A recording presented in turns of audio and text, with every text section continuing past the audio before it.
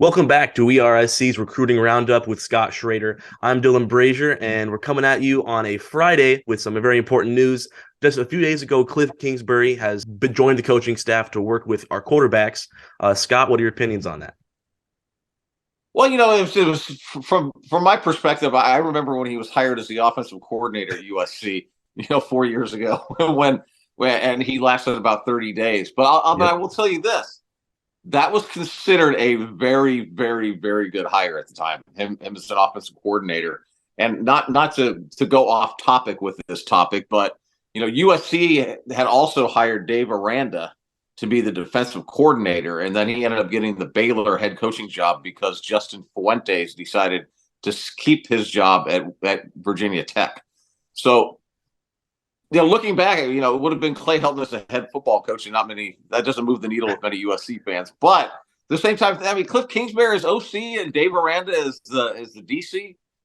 I mean, that would have been pretty good. But as it turns out, I think this is the kind of hire as a quality control analyst that makes a big splash, and not just because he's a name, not just because he's coached in the NFL. It's just is all of his experience and his name. And I hit up Dylan Raiola. Again, we don't know how long he's going to be at USC, right? Not Dylan. I'm talking about, but Kliff, yeah. Kliff. The way things could work out in his contract with the Arizona Cardinals is that he might be willing to do this for a couple of years. But Dylan Raiola didn't get back to me on whether this makes an impact or not. I don't think he's talking to anybody in the media, so I don't think he was just picking on me, because Dylan typically gets back and we'll talk about this. But I do know the quarterbacks that are on the USC football team consider this a very big hire. But Kliff is replacing somebody. Actually, there's two guys that left that were really, really vital to the quarterback room at USC. And one was Will Harriger, who previously had worked 5 or so years, with Russell Wilson in Seattle. And he took the gig last year with USC for a year, and he went back to the NFL. So he had departed, and that was a big part of the USC quarterback room right there. Plus, Connor McQueen left to take the offensive coordinator job at Incarnate Word in San Antonio, Texas. So anyway, I know I rambled on about this topic, but it's a fairly big one, and I think it's a big hire. Definitely. I mean, with what he's been able to do, I mean, he's part of that coaching tree from Mike Leach at Texas Tech. But with what he can do on offenses, I feel like it's a great hire for especially our powerful offense, and I'm excited to see what we can do in the future. Yep. So this weekend we have the USC spring game, and then we're gonna have some recruits there too. If you have a little list there, you want to shout out some We do. players? We've started our list. We don't have everybody that's going to be on it. It's going to end up being a very, very long list. And the way we like to do it, also, we like to keep it kind of the notable guys that are coming, because the list just gets so unmanageable on how long they can get. Because there's going to be a lot of high school football players at the spring game. I can assure you of that. But right now, one of the guys that was on our list, KJ Bolden, 5-star safety from the Atlanta, Georgia area. He had to reschedule his visit. He was coming out for the spring game, and he told me he will be out soon, but he's got a track meet on Saturday, so he won't be able to make the spring game. But that was a big guy they were having come in for the spring game. Taylor Tatum, he sent me a text yesterday reminding me he's going to be at the spring game. He's a 4-star running back from Longview, Texas. Walter Matthews from Hiram, I think it's Hiram, Georgia. He is a 4-star. Let's see, it's a tight end, class of 2024. He's going to be at USC this weekend. That was just something that Chad Simmons informed us about earlier today. DeAndre Carter, one of USC's top 2 offensive line targets from Mater Dei High School. Brandon Baker is the other one of the dynamic duo there for the Monarchs. Brandon, I don't think, is going to be at the spring game. He had other plans, but it's big getting DeAndre Carter on campus. And I think this will be a visit number 13 or 14 for him. And then you got Braylon Conley, a safety from Humble, Texas. He will also be there on his, I think, first visit to USC. So those are just the guys we have right now. Tonight we're going to hit up a bunch of guys, and we're going to reach out. But next week, everybody, we will talk about the experience everybody had at the spring game, because if the spring game is anything like it was last year, it was kind of an unveiling for everybody, since we don't get to go watch practices anymore. It was really impressive. Did you see the spring game last year? Last year, definitely. I wasn't there, but I saw it from home, and it was a lot nicer in my opinion. I mean, people were talking about it from coast to coast. I mean, it really looked good, especially on Yeah. offense, but we expected it to. So, yeah, so right now that's kind of the spring game, but I will piggyback on the spring game topic. And it's going to happen a little bit before the spring game tomorrow, but there will be a big announcement coming for Name, Image, and Likeness Collective. Kind of a revamped, renewed, restored NIL collective with some of the same people that we're familiar with the last one that was involved with Boulevard and so on. And this is something USC fans should be really, really excited about. This time, I know you'll believe it when you see it, and stuff starts happening, but it's going to be something to be excited about going forward. And it definitely, maybe not directly offering recruits financial compensation, but it will absolutely help with recruiting. So you mentioned the Boulevard Studios. Is that like for sure done, or are we still going to continue with that route too? The Boulevard as we know it from the whole combination of what they were doing is not going to be the same. My understanding is the marketing portion of Boulevard will still be in effect. Don't quote me on this, but I'm actually going to reach out to somebody tonight to confirm that. But what Boulevard was also a part of, and I don't know if it was just Boulevard, if it was part of Stay Doubted, but there were some rules that were changed with the NCAA rules and these collectives. And USC's model was they were going to offer representation to their student athletes. And that meant like having an agent type of situation where you've got somebody that knows the ins and outs of the workings of name, image, and likeness.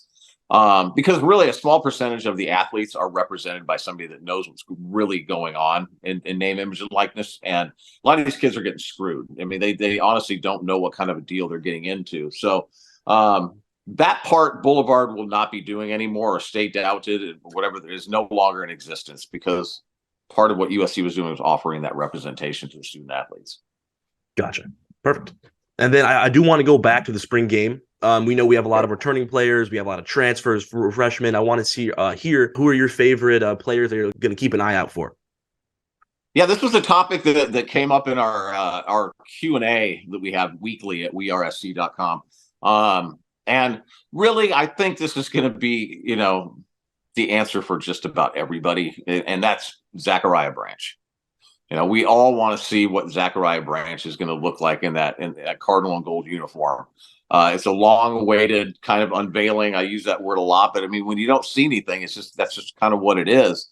But we've been hearing he's just been crushing it in practice, just impressing everybody, whether they're fellow classmates for the class of 2022 or they're older guys that are seniors right now. But Zach has definitely made his mark this spring at USC.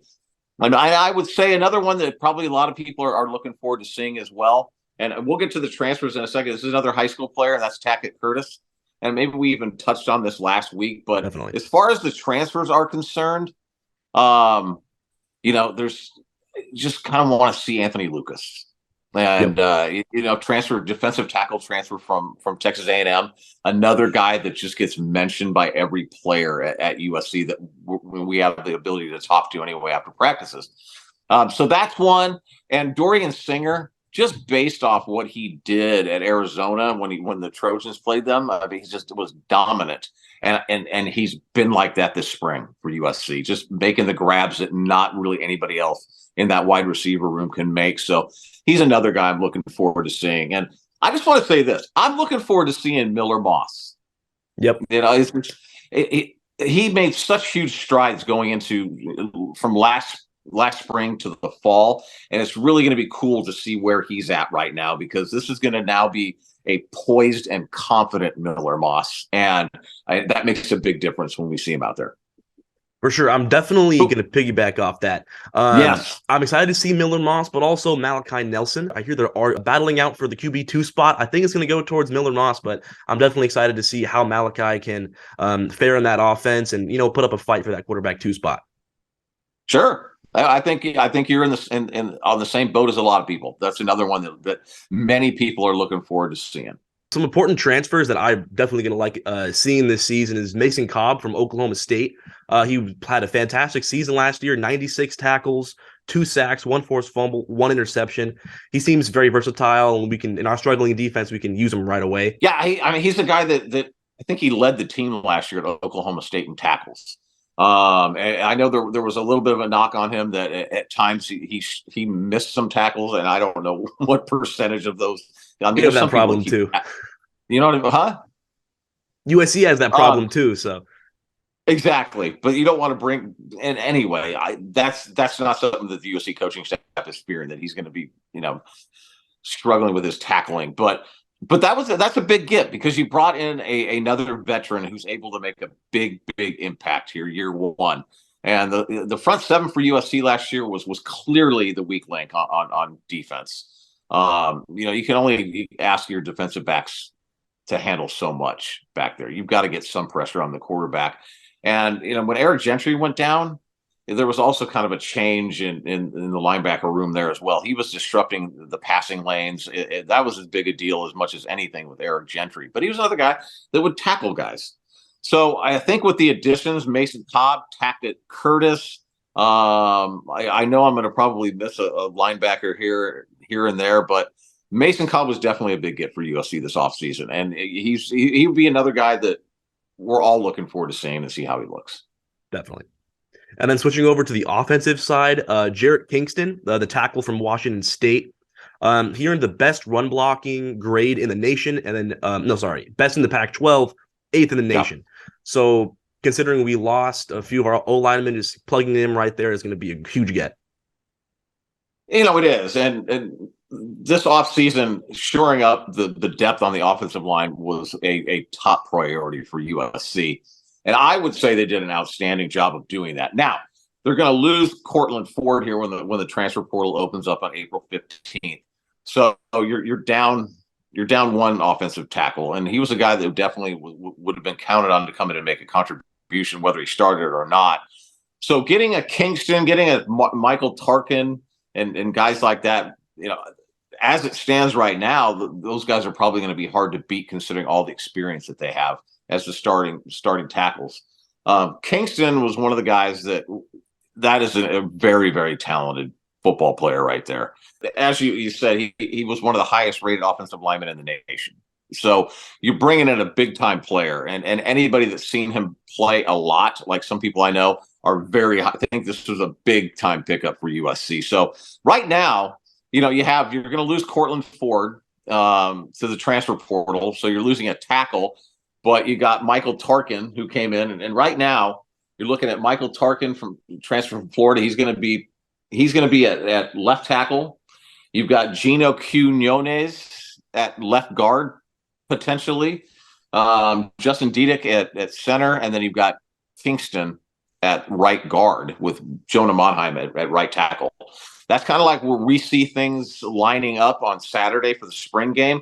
So these offensive linemen, Ethan White's another guy that they signed and announced from the University of Florida. He was another highly touted offensive lineman that USC was able to sign, but we haven't heard much about him. And he's not enrolled yet, and it's kind of gone from Lincoln Riley mentioned him kind of, and now said there could be another transfer coming in. So we don't know, what Lincoln Riley's talking about, but USC signed some really, really good transfers this offseason, and Jarrett Kingston's probably the best of them. Not to mention Elijah Page, the freshman. He's definitely turned some heads at practices, and I'm excited to see what he can do. Maybe not start, but maybe get some snaps.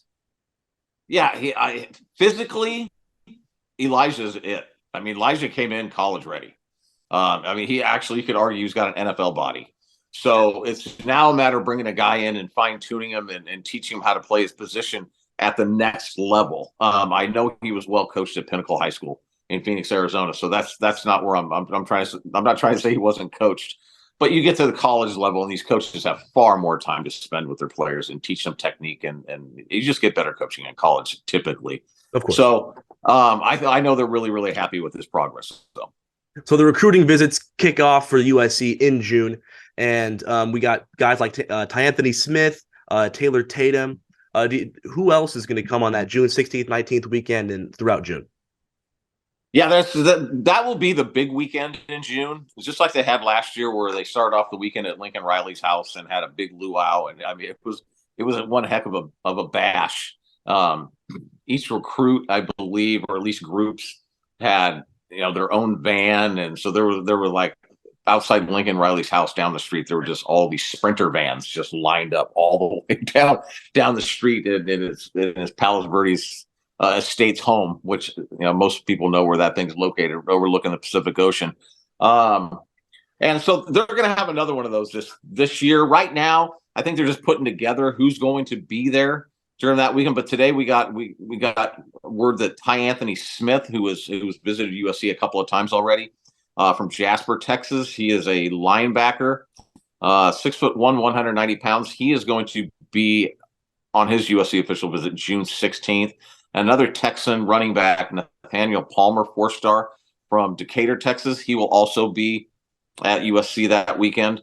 And then 5-star wide receiver Mike Matthews from Atlanta, Georgia. He will be taking his first visit, which will be an official visit June 17th. Another guy I really, really like, Jalen Harvey, an edge from Quince Orchard High School in Gaithersburg, Maryland, which is probably only a half hour outside of Washington, D.C. He will be there. And then there's going to be a running back, Brian Jackson from McKinney, Texas, who was actually announcing his school choice on April 21st, and we believe it's going to be USC for Brian. So right now, those are the guys that are scheduled to come in for that big weekend. And then you have Taylor Tatum, who will be at USC for his official visit the first weekend in June, he tells me, which would be June 2nd. So to cap off our episode, apparently we have some news regarding a new football facility for USC. Scott, do you care to elaborate? Yeah, I mean, we don't have a whole lot of details, and we don't really have a whole lot to share. But we've been talking about a lot of these name, image, and likeness collective announcements that are going to come out. There's going to be 2 new collectives. We talked somewhat at length today about the one that we'll be announcing tomorrow morning. And then everybody will be able to get to see some stuff at the Coliseum up there for the spring game. But another announcement that's going to be coming up is for a new USC football facility. So there's not much room at USC to locations to put this stuff, but they did recently tear down some dorms at USC that's right next to the swim stadium. So if we had to guess, we would say it's going to be over probably in that direction. There's already been one huge donor for this facility too. So I think that's going to be one of those things that I don't know when it's going to be announced, but I would say it's going to happen well before June. Nice. Looking forward to it. Thank you for tuning in to WeAreSC Recruiting Roundup with Scott Schrader, episode 2. I'm Dylan Brashier, signing off. Right on. All right.